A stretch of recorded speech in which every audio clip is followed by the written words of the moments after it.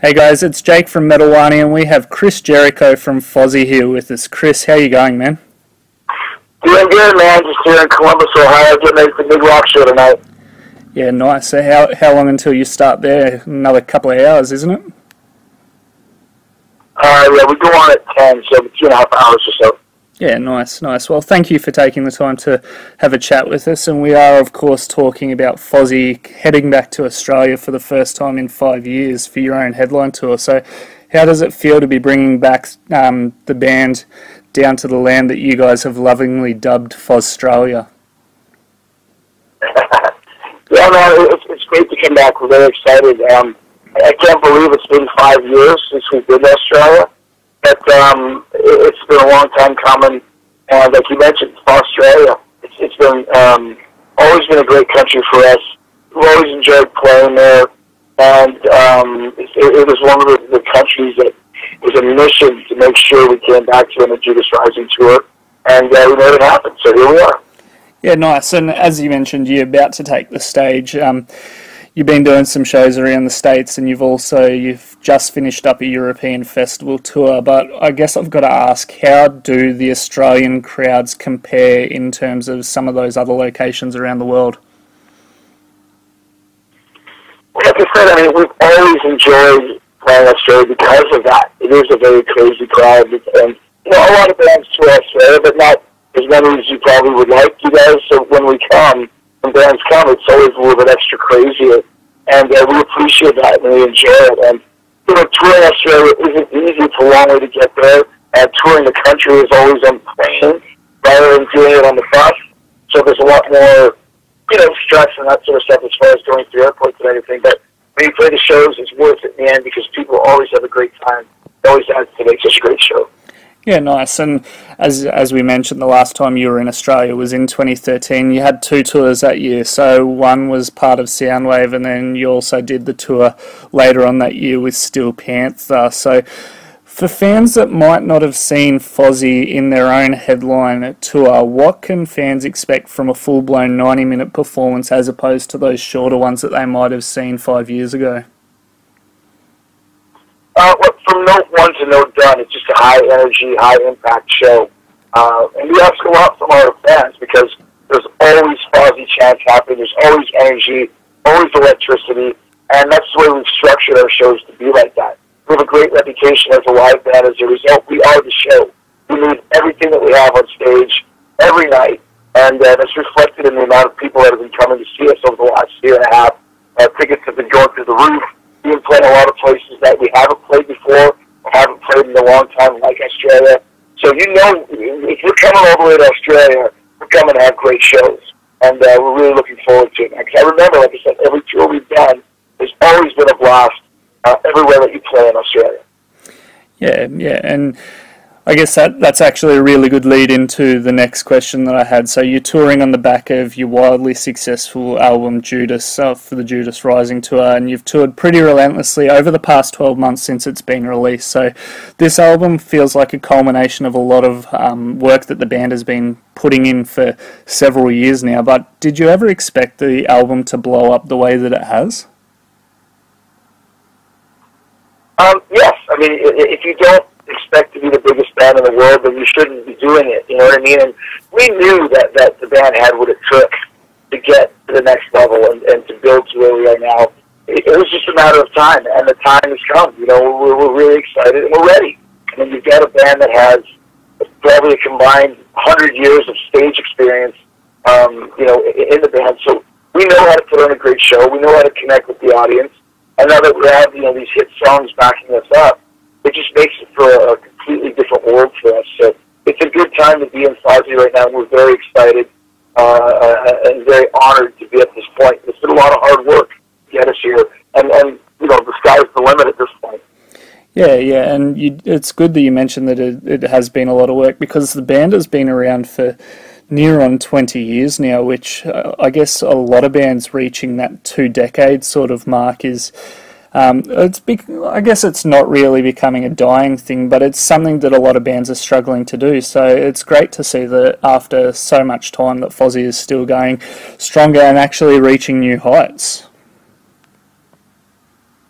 Yeah, I know, and that's, like you mentioned, that's kind of where it's our strength is in the live show and in the live performance. And you know, when Judas exploded and we got all of this radio play and all of these hit singles, suddenly the live show, which we've been crafting and refining for years, you know, we were ready for it. And when suddenly the song Judas, the right song at the right place at the right time, that explodes right off the bat, 1 million views on YouTube in 1 week. When we started touring on it, I think a lot of people were coming to see us for the first time. And who the hell are these guys? They're great. And that's just, I don't know exactly what the term is, but they say success is a combination of luck and preparedness or something like that.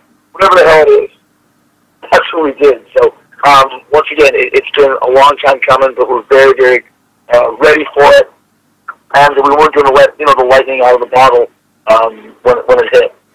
Yeah, and mentioning going back to the single, like 1 million views in under a week, it's now sitting at 22 million views on YouTube, and I guess that's just YouTube. There's undoubtedly countless million more streams in streaming platforms, and the song has just continued to gain in popularity since its release. So did it occur to you when you were writing it that you were sitting on a track that was going to be received that strongly?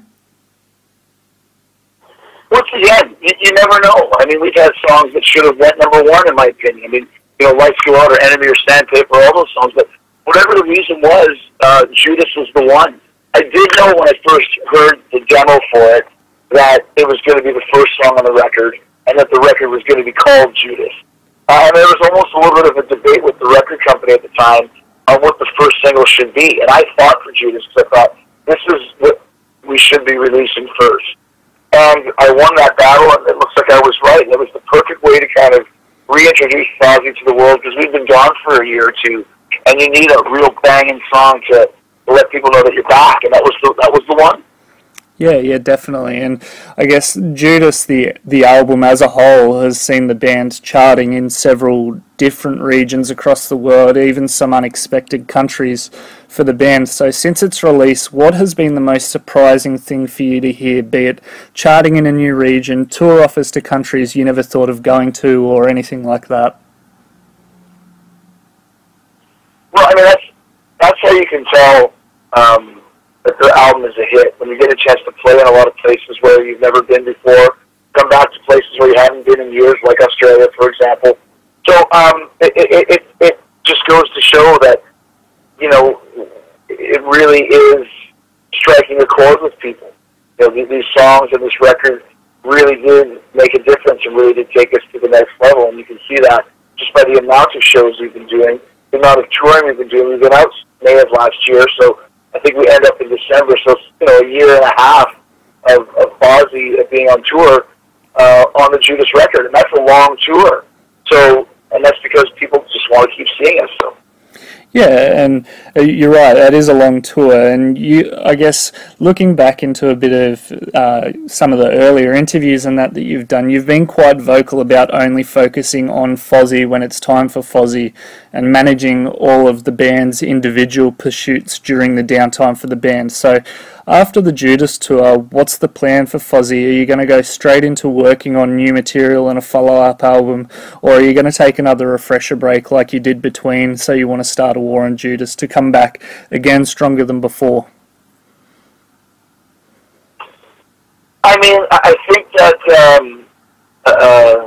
I think the idea is to keep the momentum rolling. You know, like I said, when you get this lightning in a bottle, you want to continue building on it. So when the tour is done, the last show is going to be December 4th in Calgary, Canada. Then we're already starting to write, put together some ideas. And, you know, we'll be back in the studio next year putting together the next Fozzy record to continue building what we've done. Yeah, nice.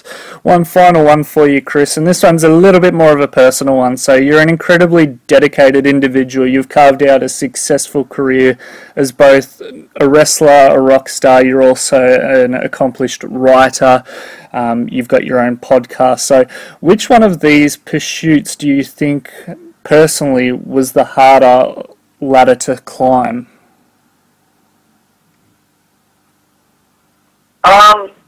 I don't know, man. I mean, they're both hard, you know. I think I've been wrestling longer, but it was very hard to get to the WWE. It took me, 9 years of being in the business. But, and here we are with Fozzy, basically about the same time frame, 10 years or so to get to this point.